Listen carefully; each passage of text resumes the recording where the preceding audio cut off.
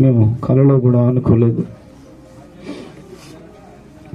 మా నాన్న గురించి ఒక వాక్యం చదువుతాను. ప్రకటన గ్రంథం 14వ అధ్యాయం 13వ వచనంలో ఇలాగున వ్రాయబడి ఉంది. అంతటా ఇప్పటి నుండి ప్రభునందు మృతి నందు మృతులు ధన్యులన్నీ వ్రాయమని పరలోకము నుండి ఒక స్వరము చెప్పగా వింటిని. నిజమే, వారి ప్రయాసములు మాని విశ్రాంతి పొందుదురు, వారి క్రియలు వారి వెంట పోవునని ఆత్మ చెప్పుచున్నాడు. ఎందుకు ఈ మాట చదివినానంటే, ఈ యొక్క వాక్యంలో ఉంటున్న మాటలు మా డాడీ, మా నాన్న, మా బాపు అంటాం ఎక్కువగా మేము. మా బాపులో, మా డాడీలో, మా తల్లిదండ్రులక మా అక్క, తర్వాత నేను, మా చెల్లి, మా తమ్ముడు, ఈ విధంగా మా ఊహ తెలిసినప్పటి నుండి మా డాడీ దేవుడు నమ్ముకొని, దేవుడు అంటే భయం కలిగిన వాడు. మొట్టమొదటిగా ఆయనలో ఉంటున్న మంచి గుణలక్షణాలు ఏంటంటే ఒక 5 ముఖ్యమైన సంగతులు మీకు చెప్తాను. ఆయన దేవుని నమ్ముకున్న తర్వాత మేము ఊహ తెలిసినప్పటి నుంచి, చిన్నప్పటి నుంచి చూస్తున్నాం, దేవుడు అంటే భయము, భక్తి కలిగిన వాడు. ఇక్కడ మనుషులు లేరు, ఈ తప్పు చేయాలి, దొంగతనం చేయాలి, చెడు మాట్లాడాలి, ఎవరు వింటలేరు కదా అనుకొని జీవించేవాడు కాదు. దేవుడున్నాడు, నన్ను చూస్తున్నాడు, నేను భయము భక్తితో ఉంటాను, అట్లా జీవిస్తానని మా నాన్న దేవునిలో నమ్మకమైన వ్యక్తి. ఇందుకు సాక్ష్యంగా మా బంధువులే, మా మేనమామలే గాని, మా బంధువులే గాని, మా గ్రామస్తులే గాని, మా ఇరుగు పొరుగు చుట్టూ గ్రామాల్లో ఉంటున్న వారు గాని ఆయన గురించి నేను చిన్నప్పటి నుంచి సాక్ష్యం ఇట్టు వచ్చినాను. మీ నాన్న దేవుని నమ్ముకున్నప్పటి నుండి ఏ దేవునికి మళ్ళా మొక్కలేదు, తిరిగి వెనుకకు రాలేదు. ఏ దేవునికి ఆయన మళ్ళీ ఎక్కడ వెళ్ళలేదు వెనుకకు. ఆయన దేవుని నమ్ముకున్నాడంటే, నేను ఇట్లాంటి మనిషిని ఎక్కడ చూడలేదని ఆయన గురించి నాకు చెప్తా ఉంటే ఎన్నోసార్లు నేను నా చెవులతో కళ్ళతో చూస్తూ వచ్చినాను. ఈ లోకంలో మా నాన్న దేవుని నమ్ముకున్నప్పటి నుండి ఈ రోజు వరకు కూడా దేవుడు ఉన్నాడు అనే నమ్మకంతో మమ్మలను ప్రార్థన చేస్తూ పెంచుతూ వచ్చినాడు. రెండవది ఏంటంటే మంచి ప్రార్థనాపరుడు.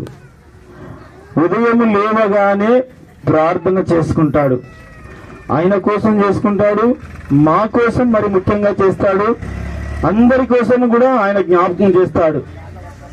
దేవుణ్ణి అడుగుతా ఉంటాడు, ప్రభువా నా పిల్లలను కాపాడు, మా సంఘమును కాపాడు, మా బంధువులను కాపాడు, మా రక్త సంబంధం, మా గ్రామస్తులను కూడా కాపాడు ప్రభువా అని ప్రార్థన చేసిన సందర్భాలు ఎన్నో ఉన్నా నేను చూసిన. ఆయన ప్రార్థనాపరుడు. దేవుడు వింటాడు నా ప్రార్థన. ఏది అవసరం ఉన్నా దేవునికే ప్రార్థన చేయాలని చెప్పేవాడు మాకు.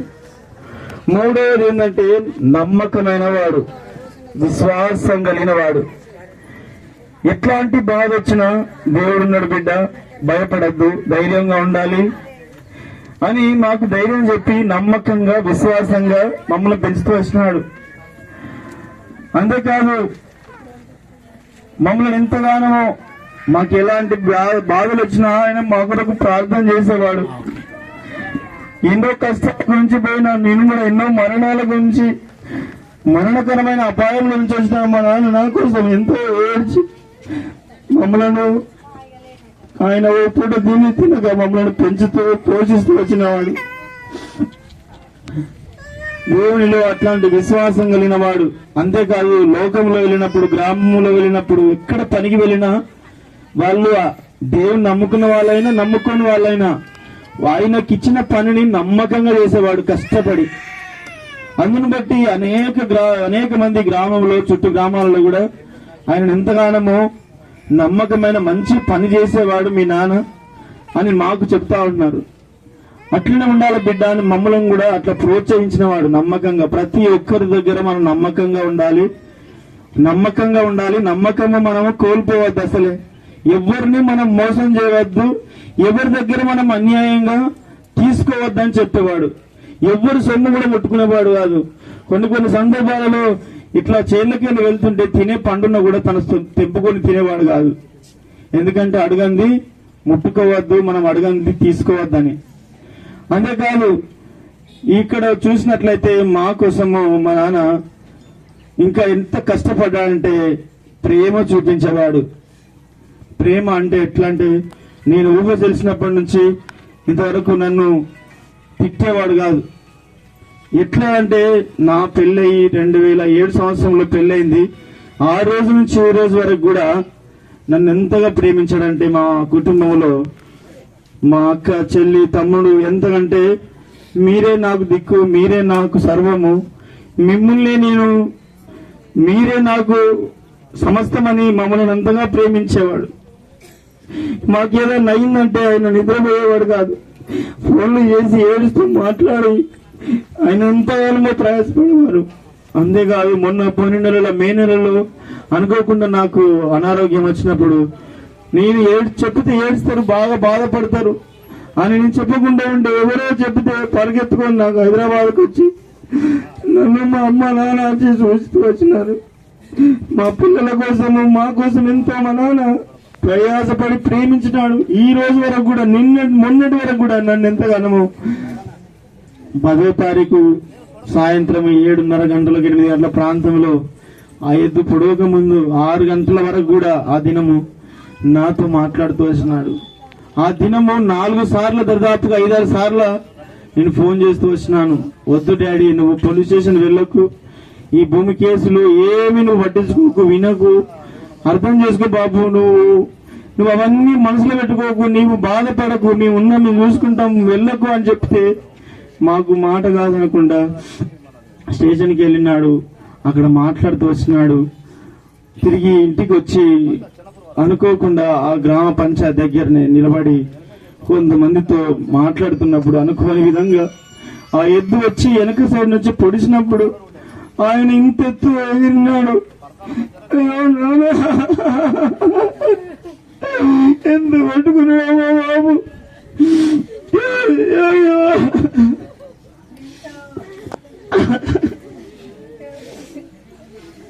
ఆయన విల్లవిల్ల కొనుక్కొని ఆ ఎద్దు కొమ్ముల మధ్య నుంచి పైకి లేపి సిరినప్పుడు కింద పడి మా తల రోడ్డుకు తగిలినప్పుడు అక్కడే రక్తము తల వలిగి నడుము విరిగిపోయి ఎంతో బాధతో ఉండు. వెంటనే అక్కడ చూసిన వారు నాకు ఫోన్ చేస్తే వెంటనే కొంతమందికి ఫోన్ చేస్తే వాళ్ళు తీసుకెళ్లి హాస్పిటల్, నేను కూడా బయలుదేరి హైదరాబాద్కి వచ్చేసి హైదరాబాద్ నుంచి హన్మకొండకు వచ్చేసరికి హాస్పిటల్ అడ్మిట్ అయ్యాడు. ఆయన దగ్గరికి వెళ్ళి 2 గంటల ప్రాంతంలో మధ్యరాత్రి చూసినప్పుడు నా గుండె ఎంత దుఃఖంగా నిండిందంటే, డాడీ నిన్ను ఈనాటి స్థితిలో నిన్ను చూడలేను అని చెప్పి బాధపడ్డాను. నేను నాకు ఎంత ధైర్యం చెప్పేవాడు, ఎంత ప్రేమించేవాడు. దేవునిలో ఎట్లుండాలి, లోకంలో ఎట్లుండాలి, కుటుంబంలో ఎట్లుండాలి, అన్ని విషయాలు మాకు ప్రేమతో చెప్పేవాడు. మా యొక్క చెల్ల వివాహంలో కూడా, మా అక్క వివాహంలో కూడా మా బావ దేవుని నమ్ముకోకపోతే ఎంతగా మా నాన్న ఏడుస్తూ ఎన్నోసార్లు ప్రార్థన చేసినాడు. దేవుని దయ వల్ల మా బావ కూడా దేవుని నమ్ముకుంటూ వచ్చినాడు. ఈ విధంగా నా వివాహం కొరకు కూడా మా నాన్న ఎంతో ప్రార్థన చేసినప్పుడు అలా జరుగుతూ వచ్చింది. మా తమ్ముని కొరకు కూడా మొన్న 10వ తారీఖు కూడా మాట్లాడుతూ వచ్చినాడు. వానికి ఎట్లైనా పెళ్లి చేయాలి బిడ్డ, నువ్వు ముందుండాలి, నిలబడాలి, మాట్లాడాలంటే సరే చేద్దాం బాబు, ఏం బాధపడకు, నువ్వు టైం వచ్చినప్పుడు చేద్దాం, తొందరపడకుండు అని చెప్తూ వచ్చినాడు. ఇలాగా మా నాన్న అనేక విషయాలలో మమ్మల్ని ధైర్యపరిచినాడు, మాకు నేర్పిస్తూ వచ్చినాడు. ఈ దినం చూస్తే మా బాబుని మేము కోల్పోతూ వచ్చినాం. మా ఇల్లు చీకటి అయిపోయిందంటే మేము ఇక్కడ మాకు పెద్ద దిగులు కోల్పోతూ వచ్చినాం. దయచేసి మా కుటుంబం కూడా మీరు ప్రార్థన చేయండి.